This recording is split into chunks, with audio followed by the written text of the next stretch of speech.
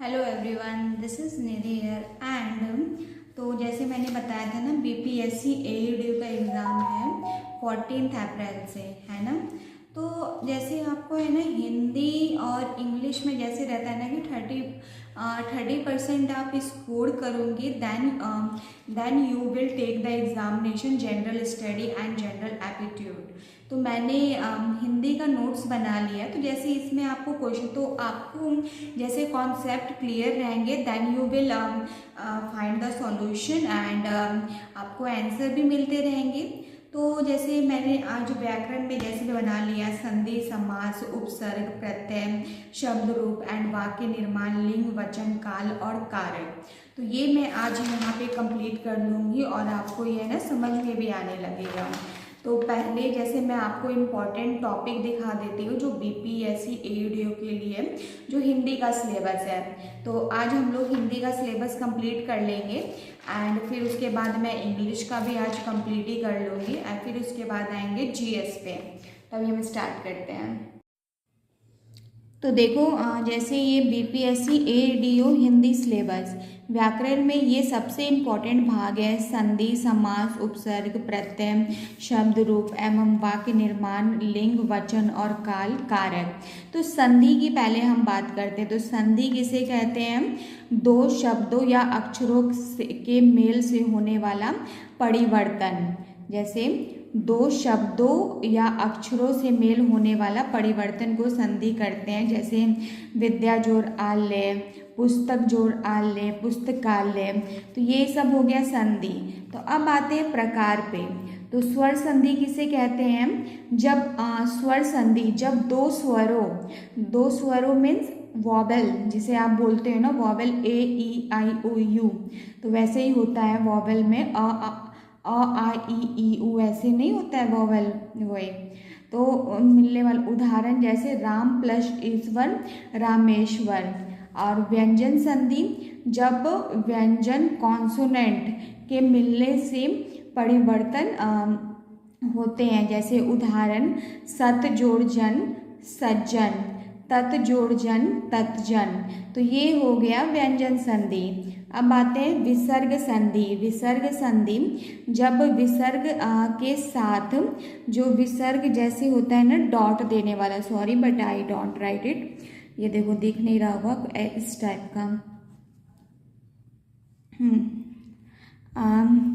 जब विसर्ग के साथ कोई स्वर या व्यंजन जुड़ता है, जब विसर्ग के साथ कोई स्वर या व्यंजन जुड़ता है तो उसे विसर्ग संधि कहते हैं। उदाहरण मन जोड़ हर, मनोहर, दुख, दुख।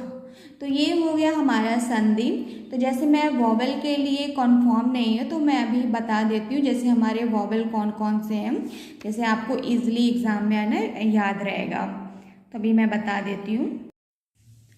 तो देखो, जैसे मैंने स्वर संधि में बताया था ना, स्वर संधि में जब दो स्वरों के मिलने से परिवर्तन होता है, जब दो स्वरों के मिलने से परिवर्तन होते हैं तो ये बनते हैं, स्वर संधि बनते हैं। तो पहले हमें जानना होगा कि हिंदी वोवेल एग्जाम्पल जैसे कौन सा हो गया, अ आ ई ऊ ऊ, री ए ओ ए। अ से अनार, आ से आम, ई से इमली, छोटी ई से ईंख, ऊ से उल्लू, ऊ से ऊन, री से ऋषि, ए से ऐनक, ए से ऐनक, ओखली, औरत। तो ये जो हो गया ना हमारा वॉवेल हो गया।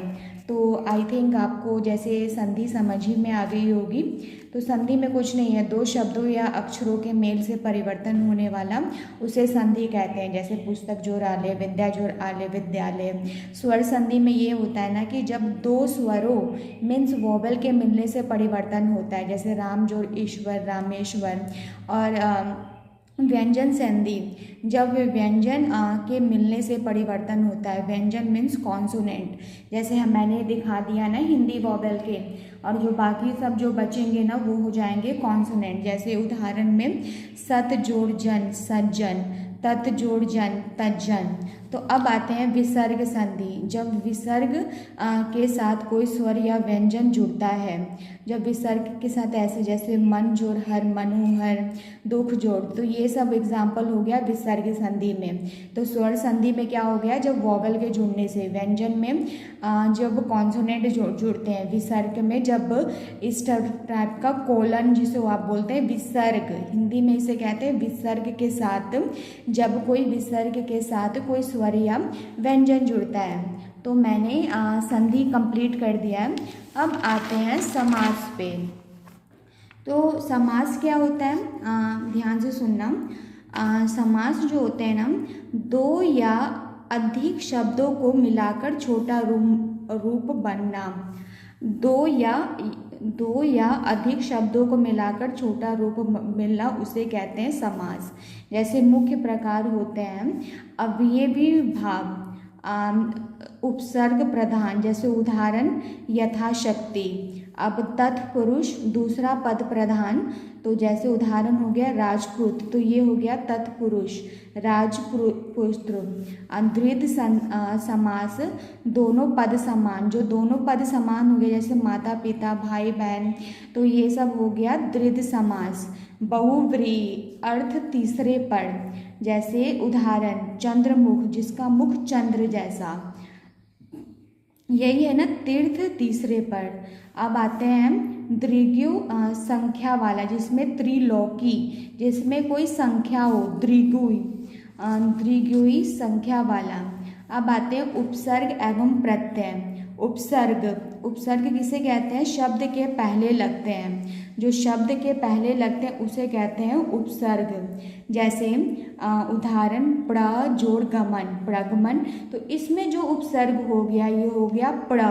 जैसे कॉमन बात करते हैं, जैसे कॉमन उपसर्ग अ, अन, सु, दु, प्र, पड़ा, उप। अब प्रत्यय शब्द के अंत में लगते हैं तो उसे कहते हैं प्रत्यय। उदाहरण सुंदर जोड़ता, सुंदरता, तो इसमें जो कॉमन प्रत्यय हो गया, जो ये शब्द के जो अंत में लगते हैं, तो अंत में क्या लगा हुआ है, ता, तो ये हो गया हमारा प्रत्यय। तो कॉमन प्रत्यय ता, पन वाला ई। अब आते हैं कारक। कारक किसे कहते हैं, वाक्य में संज्ञा या सर्वनाम का क्रिया से संबंध, जो कोई भी सेंटेंस में संज्ञा या सर्वनाम का क्रिया से जो संबंध होता है उसे कहते हैं कारक। जैसे प्रकार, कर्ता ने कर्म को करण से, संप्रदान के लिए अपादान से अलग, अधिकरण में या पर। तो अब जैसे एग्जाम्पल हम लोग समझेंगे, जैसे संबंध में जैसे आ गया रिलेशनशिप का, के, की। उदाहरण राम ने फल खाया, तो जैसे इसमें राम क्या हो गया, कर्ता, और फल क्या हो गया, कर्म, जैसे राम ने।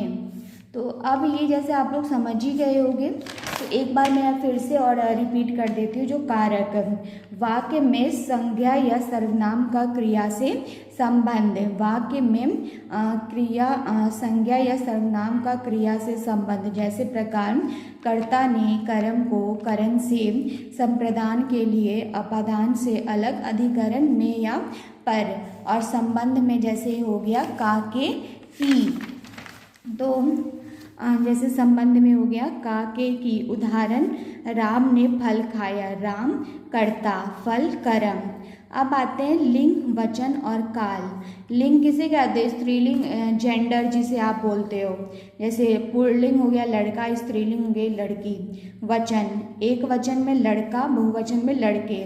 काल, वर्तमान, टेंस कितने टाइप के होते हैं, 3 टाइप के, वर्तमान, भूतकाल और भविष्य। वर्तमान जब वह पढ़ता है, जैसे मैं अभी पढ़ा रही हूँ, it is the present time. और ये भूतकाल, वह पढ़ा।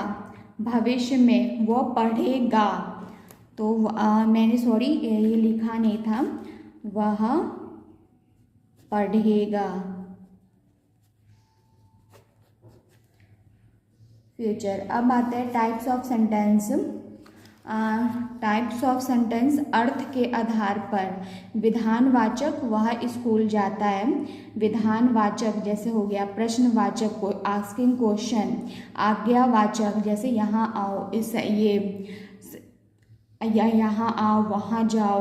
विस्मय दो पौधिक वहाँ, अच्छा ये सब। इच्छावाचक काश मैं जीत जाऊं। तो ये मैंने हिंदी का है ना जैसे आपको कॉन्सेप्ट क्लियर कर दिया है। तो मैंने आपको है ना हिंदी का है ना कॉन्सेप्ट क्लियर कर दिया है। तो अब हम लोग जैसे हिंदी मेरा ये कॉन्सेप्ट अब क्लियर हो गया। अब मैं इंग्लिश स्टार्ट करूँगी, क्योंकि जैसे इंग्लिश और हिंदी में ना 30% आपको है ना क्वालिफाई करना है, यू हैव टू क्वालिफाई। तो अब जैसे हिंदी मेरा कंप्लीट हो गया, अब आऊँगी मैं इंग्लिश पर and then I completed the GS। तो guys please subscribe my channel and press the like button. Bye bye.